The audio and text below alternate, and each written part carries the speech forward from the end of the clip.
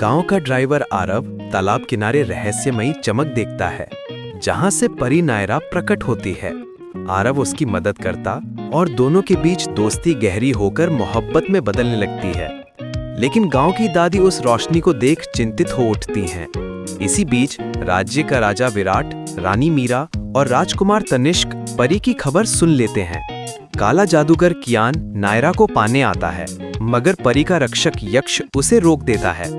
जाते जाते कियान चेतावनी देता है, मैं लौटूंगा।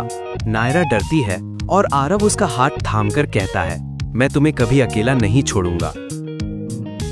नायरा और आरव की बढ़ती नजदीकियों की खबर धीरे धीरे पूरे गांव में फैल गई।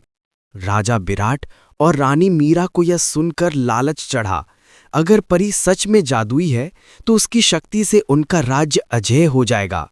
राजकुमार तनिष्क भी परी को पाने का सपना देखने लगा। राजा ने सैनिकों को आदेश दिया कि नायरा को ढूंढकर महल में लाया जाए।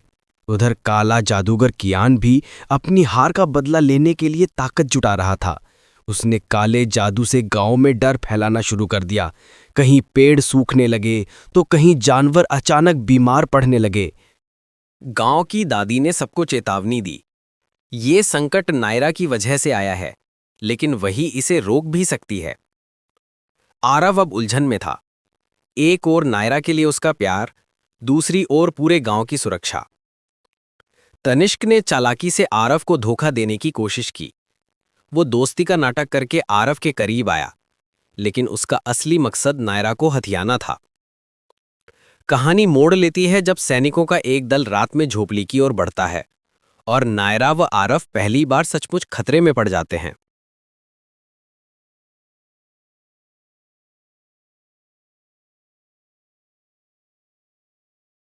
सैनिकों ने झोंपड़ी को घेर लिया। मशालों की रोशनी से पूरी कुटिया चमक रही थी। नायरा डरी हुई आरव से लिपटी हुई थी। तभी अचानक काला जादूगर कियान भी वहां पहुंच गया। उसके हाथों से काला धुआं निकलने लगा और सैनिक घबराकर पीछे हटे। राजकुमार तनिष्क ने मौके का फायदा उठाना चाहा और नायरा को पकड़ने आगे बढ़ा। लेकिन नायरा ने पहली बार अपनी पूरी शक्ति का प्रयोग किया। उसके पंखों से तेज रोशनी फैली और पूरा जंगल जगमगा उठा। सैनिक अंधे जैसे हो गए और कियान का जादू टूट गया। आरव ने तनिष्क को रोकते हुए कहा, प्यार कभी जबरदस्ती से नहीं मिलता। तनिष्क शर्म से पीछे हट गया। राजा और रानी, जो दूर से ये सब देख रहे थे, समझ गए कि जादुई परी को कैद करना असंभव है। नायरा ने गांव पर आई सारी विपत्ति मिटा दी। सूखे खेत हरे हो गए, बीमार पशु ठीक हो गए और गांव फिर से खुशहाल बन गया। गांव वालों ने नायरा और आरव को दिल से स्वीकार कर लिया।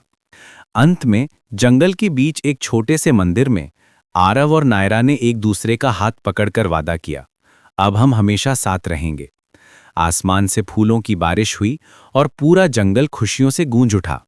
कहानी का सुखद अंत, जहां सच्चे प्यार ने जीत दर्ज की और बुराई हार गई।